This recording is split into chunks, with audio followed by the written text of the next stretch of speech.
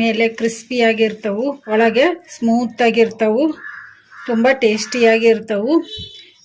ನಾನು ಒಂದು 1/4 kg ಅಷ್ಟು ಅಲಸಂದಿ ಬೇಳೆ ತೊಗೊಂಡಿದ್ದೀನಿ. ಈ ಥರ ಸಿಪ್ಪೆ ಇರೋ ಬೇಳೆ ತೊಗೋಬೇಕು. ಈ ಥರ ಬೇಳೆ ಆದರೆ ಅಲಸಂದಿ ವಡೆಗೆ ಚೆನ್ನಾಗಿ ಟೇಸ್ಟ್ ಬರ್ತವು. ಅದಕ್ಕೆ ನಾನು ಈ ಥರ ಬೇಳೆ ತೊಗೊಂಡಿದ್ದೀನಿ. ಇವನ್ನ ಒಂದ್ಸಲ ನೀರು ಹಾಕಿ ತೊಳೆದು ಬಿಡೋಣ.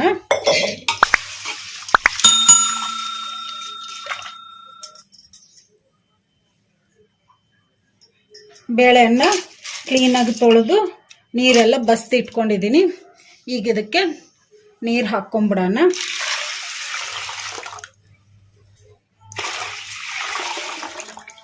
ನೀರು ಜಾಸ್ತಿ ಹಾಕ್ಕೋಬೇಕು, ಯಾಕಂದರೆ ಅಲಸಂದಿ ನೆಂದ ಮೇಲೆ ಚೆನ್ನಾಗಿ ಉಬ್ಕೊಂತವಲ್ಲ, ಅದಕ್ಕೆ ನೀರು ಜಾಸ್ತಿ ಹಾಕ್ಕೋಬೇಕು. ಪಾತ್ರೆ ಕೂಡ ದೊಡ್ಡ ಪಾತ್ರೆ ತೊಗೊಂಡು ನೆನೆಸಿಟ್ಕೋಬೇಕು.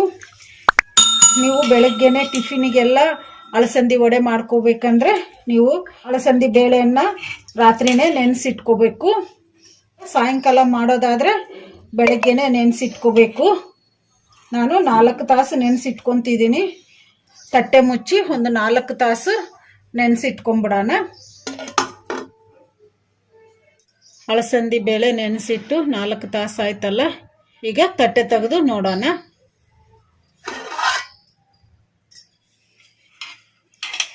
ಈಗ ಅಲಸಂದಿ ಬೇಳೆ ಚೆನ್ನಾಗಿ ನೆಂದು ಬಿಟ್ಟಿದ್ದಾವೆ.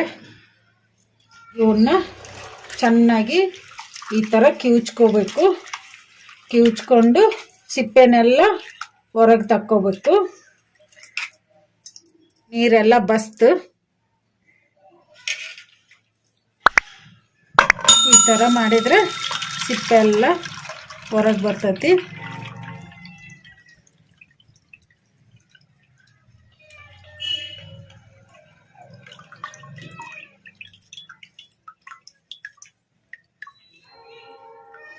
ಈ ಥರ ಸಿಪ್ಪೆ ಎಲ್ಲ ಹೊರಗೆ ಬರ್ತೈತಿ. ಈ ಥರ ನೀರು ಹಾಕ್ಕೊಂಡು ಇನ್ನು ಉಳಿದ ಸಿಪ್ಪೆ ಎಲ್ಲ ತಕ್ಕೊಂಬಿಡೋಣ. ಈಗ ಸಿಪ್ಪೆ ಎಲ್ಲ ತಕ್ಕೊಂಬಿಟ್ಟಿವಲ್ಲ, ಈಗ ಇದನ್ನು ಈ ಥರ ಒಂದು ಹೋಲ್ಸಿರೋ ಪಾತ್ರೆಯಲ್ಲಿ ಬೇಳೆಯನ್ನು ಹಾಕ್ಕೊಂಬಿಡೋಣ. ನೀರೆಲ್ಲ ಕೆಳಗೆ ಇಳಿದು ಹೋಗ್ತವು.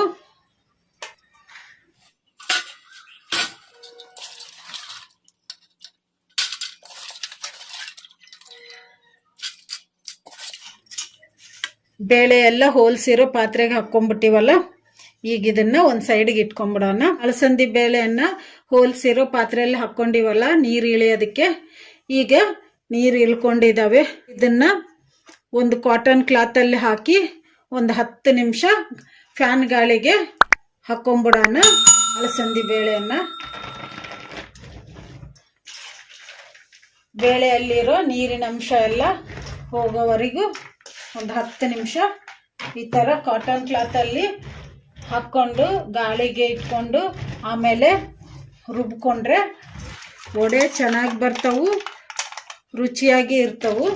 ಅಲಸಂದಿ ಬೇಳೆಯನ್ನು ಕಾಟನ್ ಕ್ಲಾತಲ್ಲಿ ಹಾಕಿ ಇಟ್ಕೊಂಡಿವಲ್ಲ, ಈಗ ಇದನ್ನು ಒಂದು 10 ನಿಮಿಷ ಫ್ಯಾನ್ ಗಾಳಿಗೆ ಹಾಗೆ ಬಿಟ್ಬಿಡೋಣ. 10 ನಿಮಿಷ ಆಗಿದೆ ಫ್ಯಾನ್ ಗಾಳಿಗೆ ಹಾಕ್ಕೊಂಡು ಅಲಸಂದಿ ಬೇಳೆ. ಈಗ ಚೆನ್ನಾಗಿ ನೀರೆಲ್ಲ ಹೋಗಿದ್ದಾವೆ ಬೇಳೆಯಲ್ಲಿ. ಈಗ ಇವನ್ನ ಒಂದು ಪಾತ್ರೆಗೆ ತಕ್ಕೊಂಬಿಡೋಣ.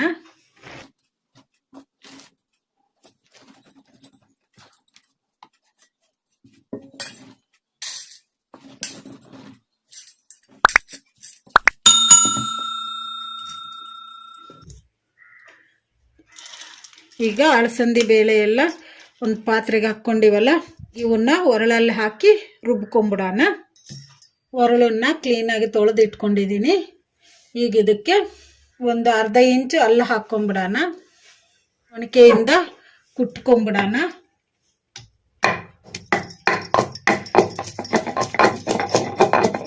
ಈಗ ಅಲ್ಲ ಮೆತ್ತಗಾಗಿದೆ ಅಲ್ಲ, ಈಗ ಇದಕ್ಕೆ ನಾವು ನೆನೆಸಿಟ್ಕೊಂಡಿರೋ ಅಲಸಂದಿ ಬೇಳೆಯನ್ನು ಹಾಕಿ ರುಬ್ಕೊಂಬಿಡೋಣ.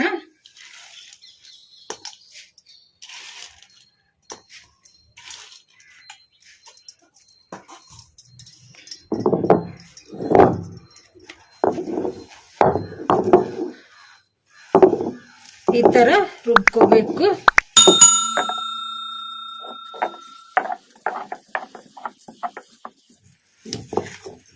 ಇದಕ್ಕೇನು ನೀರು ಹಾಕೋದ್ ಬೇಡ, ಹಾಗೆ ರುಬ್ಕೋಬೇಕು. ಇದಕ್ಕೇನು ನಾನು ಈಗ ಉಪ್ಪು ಹಾಕಿಲ್ಲ, ಮತ್ತೆ ಹಸಿಮೆಣಸಿನ್ಕಾಯಿ ಉಳ್ಳಾಗಡ್ಡಿ ಯಾವು ಹಾಕಿಲ್ಲ. ರುಬ್ಕೊಂಡ ಮೇಲೆ ಹಿಟ್ಟಲ್ಲಿ ಹಾಕಿ ಕಲಿಸ್ಕೋಬೇಕು. ಆಗಿನ ಕಾಲದಲ್ಲಿ ಎಲ್ಲ ಒರಳಲ್ಲಿ ರುಬ್ಕೊಂಡು ಈ ಥರ ಎಲ್ಲವೂ ಅಡುಗೆ ಮಾಡ್ಕೊಂಡು ತಿಂತಿದ್ರು. ಚೆನ್ನಾಗಿ ಟೇಸ್ಟಿಯಾಗಿ ಇರ್ತಿದ್ವು, ಹೆಲ್ದಿನೂ ಇರ್ತಿತ್ತು. ನೀವು ಬೇಕಂದ್ರೆ ಮಿಕ್ಸಿಗೆ ಹಾಕ್ಕೋಬೋದು, ಗ್ರೈಂಡ್ರಿಗೆ ಹಾಕ್ಕೊಂಡು ಮಾಡ್ಕೋಬೋದು. ನಾನು ಮಿಕ್ಸಿಗೆ ಹಾಕಿದರೆ ಅಷ್ಟು ಟೇಸ್ಟ್ ಬರಲ್ಲ ಅಂತ ನಾನು ಈ ಥರ ಒರಳಲ್ಲಿ ಹಾಕಿ ರುಬ್ತಿದ್ದೀನಿ.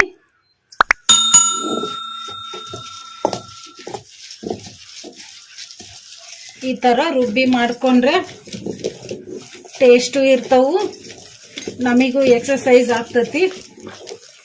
ಯಾವಾಗಲೂ ಮಿಕ್ಸಿನೂ ಗ್ರೈಂಡ್ರು ಈ ಥರ ಎಲ್ಲವೂ ಯೂಸ್ ಮಾಡ್ತಿರ್ತೀವ.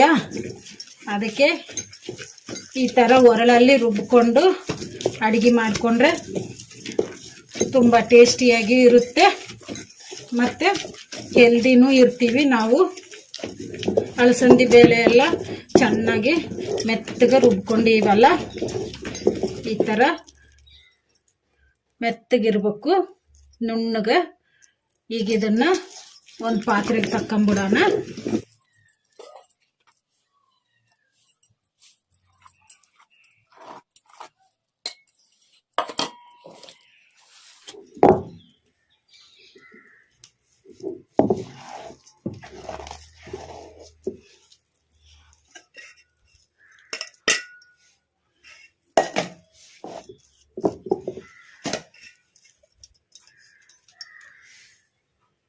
ಈಗ ರುಬ್ಕೊಂಡಿರೋ ಹಿಟ್ಟನ್ನು ಒಂದು ಪಾತ್ರೆಗೆ ಹಾಕ್ಕೊಂಡಿವಲ್ಲ, ಈಗ ಇದನ್ನು ಒಂದು ಸೈಡಿಗೆ ಇಟ್ಕೊಂಡ್ಬಿಡೋಣ.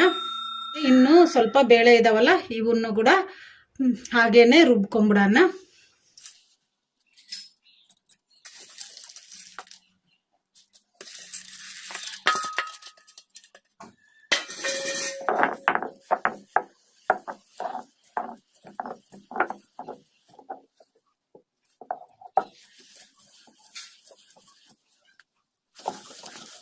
ಹಿಟ್ಟು ಕೂಡ ಮೆತ್ತಗಾಗಿದೆ.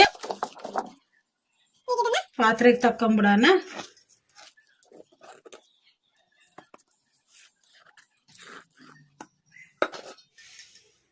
ಹಿಟ್ಟನ್ನೆಲ್ಲ ಒಂದು ಪಾತ್ರೆಗೆ ತಕ್ಕೊಂಬಿಟ್ಟಿವಲ್ಲ, ಈಗ ಇದನ್ನು ಒಂದು ಸೈಡಿಗೆ ಇಟ್ಕೊಂಡ್ಬಿಡೋಣ. ಅಲಸಂದಿ ಬೇಳೆಯನ್ನು ಚೆನ್ನಾಗಿ ರುಬ್ಬಿ ಇಟ್ಕೊಂಡಿವಲ್ಲ ಒಂದು ಪಾತ್ರೆಗೆ. ಈಗ ಇದಕ್ಕೆ ನಾನು ಒಂದು ಮೀಡಿಯಮ್ ಸೈಜ್ ಉಳ್ಳಾಗಡ್ಡಿನ ಸಣ್ಣದಾಗಿ ಈ ಥರ ಕಟ್ ಮಾಡಿ ಇಟ್ಕೊಂಡಿದ್ದೀನಿ. ಈಗ ಇದನ್ನು ಹಾಕೋಣ.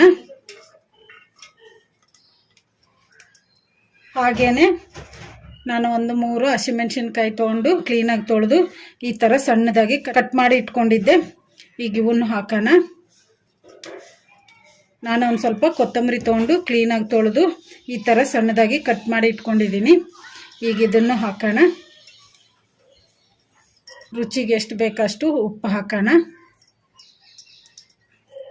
ಒಂದು ಸ್ವಲ್ಪ ಸೋಡಾ ಪುಡಿ ಹಾಕೋಣ, ಅಡಿಗೆ ಸೋಡಾ. ಕಲಿಸ್ಕೊಂಬಿಡೋಣ.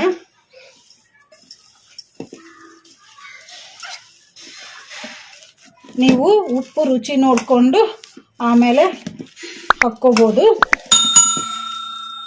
ಈ ಥರ ಚೆನ್ನಾಗಿ ಕಲಿಸ್ಕೋಬೇಕು. ಈ ಹಿಟ್ಟನ್ನು ಎಣ್ಣೆಗೆ ಹಾಕಿ ಫ್ರೈ ಮಾಡ್ಕೊಂಬಿಡೋಣ. ನಾನು ಸ್ಟವ್ ಆನ್ ಮಾಡ್ಕೊಂಡು ಸ್ಟವ್ ಮೇಲೆ ಒಂದು ಕಡಾಯಿ ಇಟ್ಕೊಂಡಿದ್ದೀನಿ. ಕಡಾಯಿಗೆ ಡೀಪ್ ಫ್ರೈಗೆ ಎಷ್ಟು ಬೇಕೋ ಅಷ್ಟು ಎಣ್ಣೆ ಹಾಕಿಟ್ಟಿದ್ದೀನಿ. ಎಣ್ಣೆ ಕೂಡ ಬಿಸಿ ಆಗಿದೆ. ಈಗ ಇದಕ್ಕೆ ನಾವು ಅಲಸಂದಿ ಬೇಳೆಯನ್ನು ರುಬ್ಬಿ ರೆಡಿ ಮಾಡಿ ಇಟ್ಕೊಂಡಿದ್ವಲ್ಲ, ಈ ಹಿಟ್ಟನ್ನು ಒಡೆ ಥರ ಮಾಡಿಕೊಂಡು ಎಣ್ಣೆಗೆ ಹಾಕಿ ಫ್ರೈ ಮಾಡ್ಕೊಂಬಿಡೋಣ. ಈ ಥರ ಒಂದು ಪ್ಲಾಸ್ಟಿಕ್ ತೊಗೊಂಡು ಇದಕ್ಕೆ ಈ ಥರ ನೀರು ಹಚ್ಕೊಂಡು ಹಿಟ್ಟು ತೊಗೊಂಡು ಈ ಥರ ಒಡೆ ಥರ ಮಾಡ್ಕೋಬೇಕು. ಈ ಥರ ಸೆಂಟ್ರಲ್ಲಿ ಹೋಲ್ ಇಟ್ಕೋಬೇಕು. ಈಗ ಇದನ್ನು ಎಣ್ಣೆಗೆ ಹಾಕ್ಕೊಂಬಿಡೋಣ. ಈ ಥರನೂ ಮಾಡ್ಕೋಬೋದು. ಇಲ್ಲ ಅಂದರೆ ನಮ್ಮ ಅಂಗೈಗೆ ಸ್ವಲ್ಪ ನೀರು ಹಚ್ಕೊಂಡು ಈ ಥರ ಹಿಟ್ಟಿಟ್ಕೊಂಡು ಈ ಥರ ಕೂಡ ಮಾಡ್ಕೋಬೋದು. ನಿಮಗೆ ಯಾವುದು ಈಸಿ ಆಗ್ತೈತೋ ಆ ಥರ ಮಾಡ್ಕೋಬೋದು. ಮತ್ತು ಹಾಗೇ ಇನ್ನೊಂದು ಥರ ಹಿಟ್ಟು ತೊಗೊಂಡು ಈ ಥರ ಮಾಡಿಕೊಂಡು ಸೆಂಟ್ರಲ್ಲಿ ಹೋಲ್ ಮಾಡಿಕೊಂಡು ಈ ಥರ ಆದರೂ ಮಾಡ್ಕೋಬೋದು. ಮೀಡಿಯಮ್ ಫ್ಲೇಮಲ್ಲಿ ಫ್ರೈ ಮಾಡ್ಕೋಬೇಕು.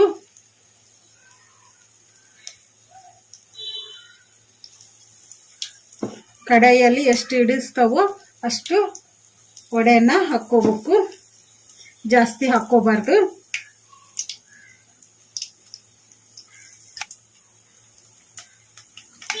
ಸಾಕಿಷ್ಟು ಒಂದು ಸ್ವಲ್ಪ ಫ್ರೈ ಆಗಿದಾವಲ್ಲ, ಈಗ ಇದನ್ನು ಈ ಥರ ಒಂದು ಕಡ್ಡಿಯಿಂದ ಹಿಂಗೆ ಟರ್ನ್ ಮಾಡ್ಕೋಬೇಕು. ನೀವು ಬೇಕಂದರೆ ಜಾಲಿ ಚೌಟ್ ಇರ್ತೈತಲ್ಲ ಅದರಿಂದಾದರೂ ಮಾಡ್ಕೋಬೋದು. ಇದರಿಂದಾದರೆ ಚೆನ್ನಾಗಿ ಬರ್ತೈತಿ ಅಂತ ನಾನು ಈ ಥರ ಮಾಡ್ತಿದ್ದೀನಿ. ನೀವು ಹಿಟ್ಟು ಹಾಕಿದ ತಕ್ಷಣವೇ ಟರ್ನ್ ಮಾಡ್ಕೋಬಾರ್ದು. ಒಂದು 2 ನಿಮಿಷ ಬಿಟ್ಟು ಈ ಥರ ಟರ್ನ್ ಮಾಡ್ಕೊತ ಫ್ರೈ ಮಾಡ್ಕೋಬೇಕು. ಚೆನ್ನಾಗಿ ಫ್ರೈ ಆಗಿದಾವಲ್ಲ, ಈಗ ಇವನ್ನ ತಕ್ಕೊಂಬಿಡೋಣ ಒಂದು ಪ್ಲೇಟಿಗೆ. ಈ ಥರ ಕಡ್ಡಿಗೆ ಹಾಕ್ಕೊಂಡು ತಕ್ಕೊಂಬಿಟ್ರೆ ಎಣ್ಣೆ ಎಲ್ಲ ಕೆಳಗೆ ಹೋಗ್ತೈತಿ. ಇದನ್ನು ಒಂದು ಪ್ಲೇಟಿಗೆ ತಕ್ಕೊಂಬಿಡೋಣ.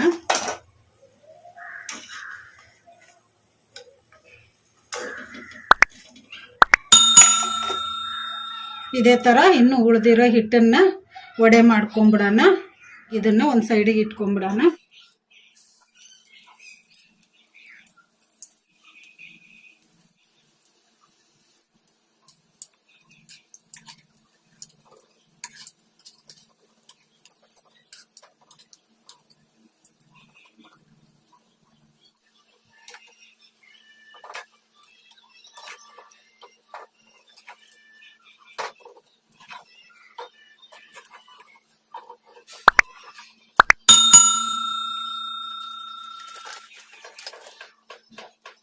ರೆಡಿಯಾಗಿದೆ ಅಲಸಂದಿ ವಡೆ. ಇವನ್ನ ಈವ್ನಿಂಗ್ ಸ್ನ್ಯಾಕ್ ಥರ ಆದರೂ ಮಾಡಿಕೊಡ್ಬೋದು ಮಕ್ಕಳಿಗೆ. ಈ ವಡೆಯನ್ನು ಶೇಂಗಾ ಚಟ್ನಿ ಜೊತೆ ತಿಂದರೆ ತುಂಬ ಟೇಸ್ಟಿಯಾಗಿರುತ್ತೆ. ನೀವು ಟ್ರೈ ಮಾಡಿ, ಮನೆಯಲ್ಲಿ ಎಲ್ಲರೂ ಇಷ್ಟಪಡ್ತಾರೆ. ಈ ವಡೆ ಮೇಲೆ ಕ್ರಿಸ್ಪಿಯಾಗಿರ್ತವೆ, ಒಳಗೆ ಸ್ಮೂತಾಗಿರ್ತವೆ, ತುಂಬ ಟೇಸ್ಟಿಯಾಗಿರ್ತವೆ. ಈ ವಿಡಿಯೋ ನಿಮಗೆ ಇಷ್ಟ ಆದರೆ ನನ್ನ ಚಾನಲನ್ನು ಸಬ್ಸ್ಕ್ರೈಬ್ ಮಾಡಿ, ಲೈಕ್ ಮಾಡಿ, ಶೇರ್ ಮಾಡಿ, ಕಮೆಂಟ್ ಮಾಡಿ. ಸಬ್ಸ್ಕ್ರೈಬ್ ಬಟನ್ ಪಕ್ಕ ಬೆಲ್ ಬಟನ್ ಇರುತ್ತೆ, ಅದನ್ನು ಪ್ರೆಸ್ ಮಾಡಿ. ನಾನು ಯಾವುದೇ ಒಂದು ಹೊಸ ವಿಡಿಯೋ ಮಾಡಿದರೂ ನಿಮಗೆ ನೋಟಿಫಿಕೇಷನ್ ಬರುತ್ತೆ. Thank you for watching.